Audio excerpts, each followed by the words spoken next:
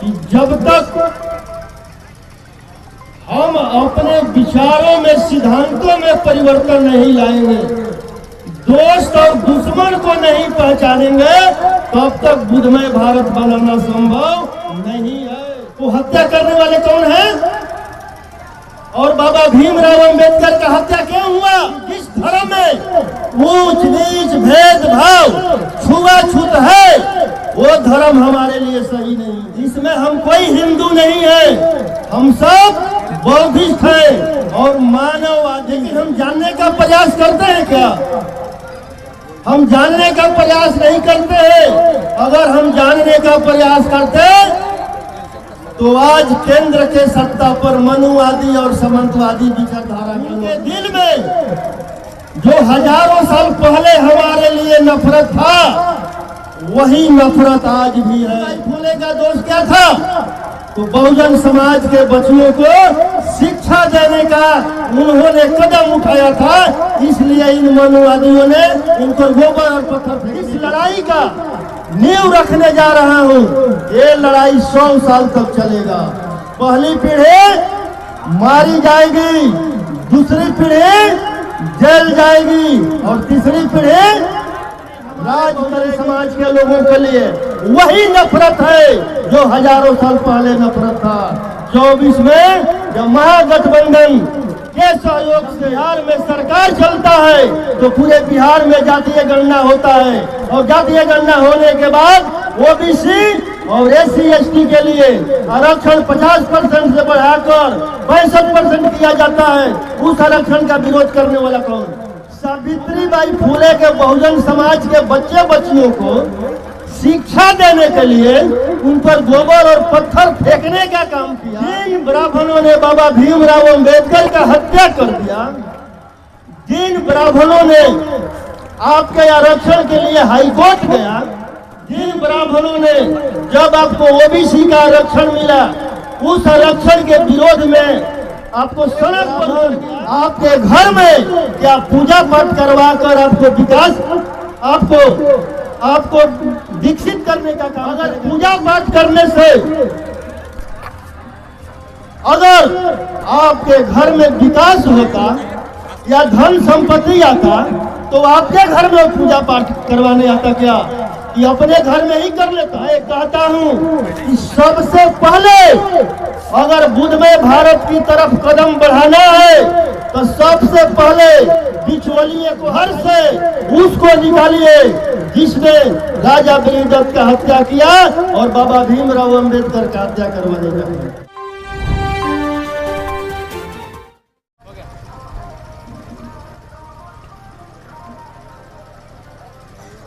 महामानव तथागत गौतम बुद्ध, ज्योतिबा फुले, सावित्रीबाई फुले, संत कबीरदास, संत रविदास, ये बाबा भीमराव अंबेडकर, ललाई सिंह यादव, कर्पूरी ठाकुर जी, अमर शहीद जगदेव प्रसाद के चरणों में श्रद्धा सुमन अर्पित करता हूँ। इस अशोका विजयदशमी धम्म दिवस का अध्यक्षता कर रहे सम्मानित अध्यक्ष भंते धम्म गुरु धम्म पुत्र, इस मंच का संचालन कर रहे भाई साजिद हुसैन जी, भंते विमल कीर्ति जी, जो इस कार्यक्रम का आयोजक है,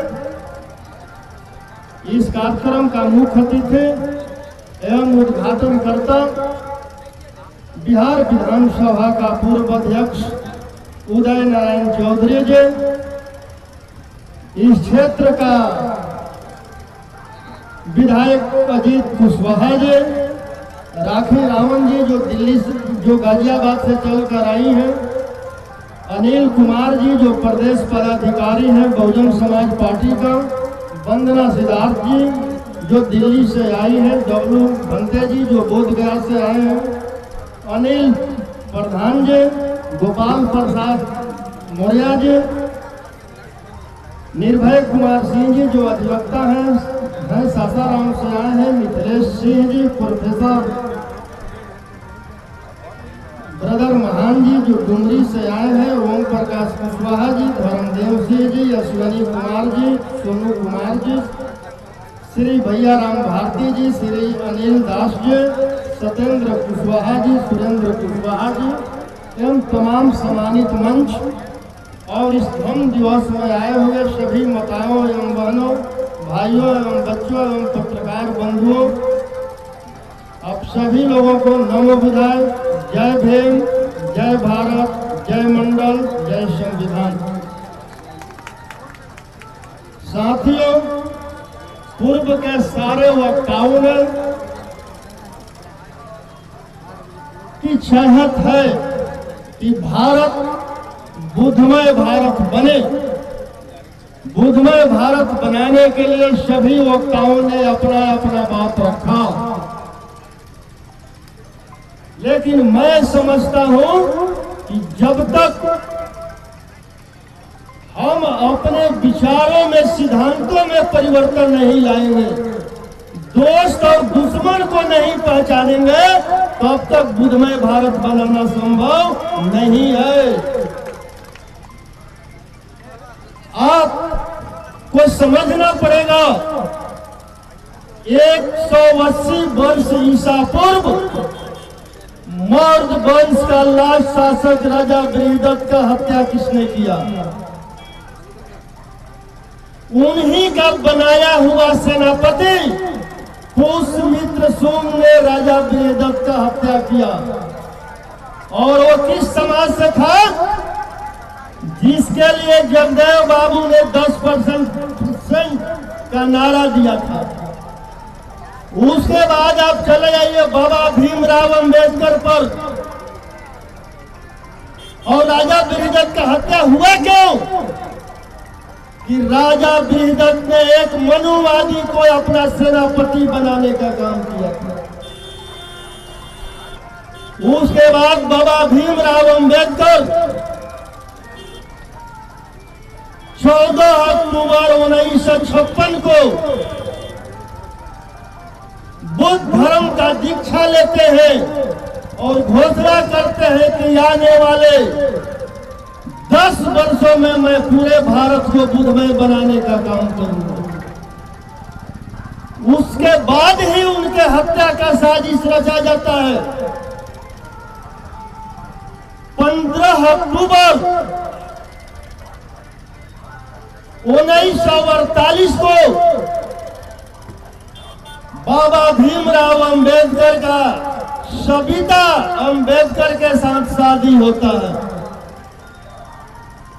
और जब बाबा भीमराव अंबेडकर बुद्ध धर्म का दीक्षा लेते हैं और बुद्धमय भारत बनाने का घोषणा करते हैं, तो 6 दिसंबर 1956 को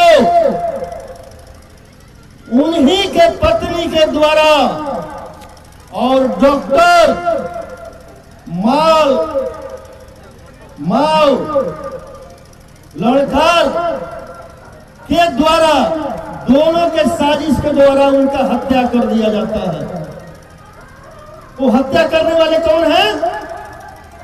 और बाबा भीमराव अंबेडकर का हत्या क्यों हुआ? कि वो चाहते थे कि संविधान से देश चले, और संविधान से देश चलाने के लिए देश के लोगों को बुद्ध धर्म अपनाना बहुत अनिवार्य था। क्योंकि उन्होंने कहा था कि जिस धर्म में ऊंच नीच भेदभाव छुआछूत है, वो धर्म हमारे लिए सही नहीं है। मैं आप लोगों से पूछना चाहता हूं, जो आज देश में चल रहा है, हमारा दुश्मन कौन है? देश में चल रहा है कि मुसलमान हमारा दुश्मन है। मुसलमान हमारा दुश्मन है क्या? बताइए, आप लोगों से पूछ रहे हैं। अभी केंद्रीय मंत्री का एक दौरा होने जा रहा है बिहार में, हिंदू धर्म को बचाने के लिए। मैं आप लोगों से पूछना चाहता हूं, इसमें जितने भी हिंदू भाई हैं, थोड़ा एक बार हाथ उठा दीजिएगा। इसमें हम कोई हिंदू नहीं है, हम सब बौद्धिस्ट हैं और मानववादी हैं, लेकिन मानववादी विचारधारा को हमें लेकर चलना पड़ेगा। और मानववादी विचारधारा कहता है कि कुछ भी मानने से पहले उसको अच्छी तरह जान लीजिए। लेकिन हम जानने का प्रयास करते हैं क्या? हम जानने का प्रयास नहीं करते हैं। अगर हम जानने का प्रयास करते तो आज केंद्र के सत्ता पर मनुवादी और सामंतवादी विचारधारा के लोग नहीं बैठे होते।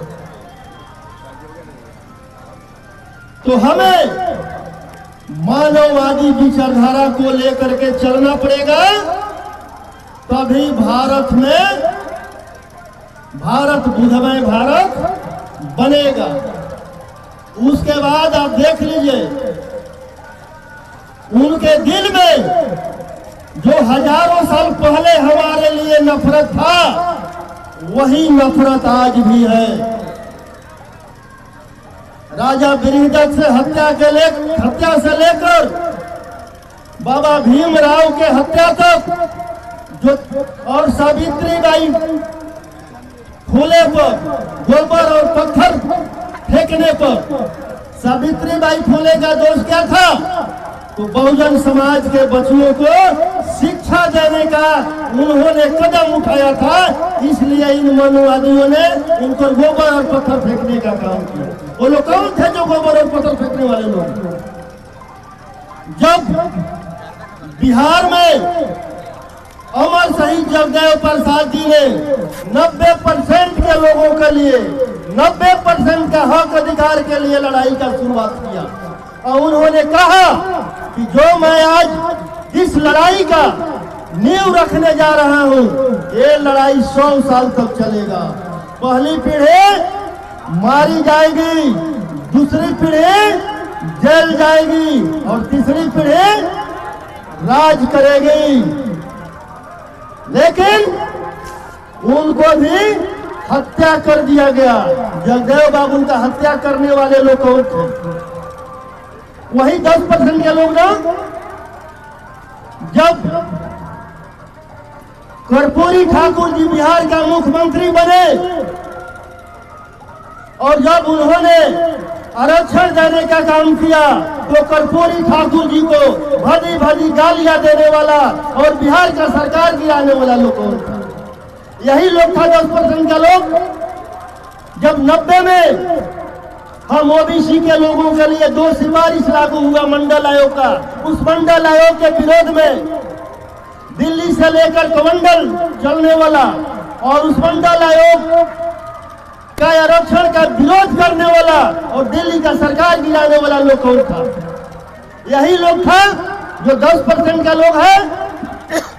उसके बाद आज 24 में ले लीजिए, 24 में भी उनके दिल में हमारे बहुजन समाज के लोगों के लिए वही नफरत है जो हजारों साल पहले नफरत था। 24 में जब महागठबंधन के सहयोग से जब बिहार में सरकार चलता है, तो पूरे बिहार में जातीय गणना होता है, और जातीय गणना होने के बाद ओबीसी और SC ST के लिए आरक्षण 50% से बढ़ाकर 62% किया जाता है। उस आरक्षण का विरोध करने वाला कौन है? उस आरक्षण का विरोध करने वाला कौन है? तो आप समझ रहे हैं ना, दोस्त कौन है या दुश्मन कौन है? जो आप इतना समझिए कि जिन ब्राह्मणों ने राजा बृहदत्त का हत्या कर दिया, सावित्रीबाई फूले के बहुजन समाज के बच्चे बच्चियों को शिक्षा देने के लिए उन पर गोबर और पत्थर फेंकने का काम किया, जिन ब्राह्मणों ने बाबा भीमराव अंबेडकर का हत्या कर दिया, जिन ब्राह्मणों ने आपके आरक्षण के लिए हाईकोर्ट गया, जिन ब्राह्मणों ने जब आपको ओबीसी का आरक्षण मिला उस आरक्षण के विरोध में आपको सड़क पर उतर गया, वो ब्राह्मण आपके घर में क्या पूजा पाठ करवा कर आपको विकास आपको विकसित करने का काम करेगा क्या? अगर पूजा पाठ करने से अगर आपके घर में विकास होता, या धन संपत्ति आता तो आपके घर में पूजा पाठ करवाने आता क्या, कि अपने घर में ही कर लेता। मैं कहता हूं कि सबसे पहले अगर बुद्धमय भारत की तरफ कदम बढ़ाना है तो सबसे पहले बिचौलिए को हटाइए, अपने घर से उसको निकालिए जिसने राजा बलिदत्त का हत्या किया और बाबा भीमराव अंबेडकर का हत्या करवाने का।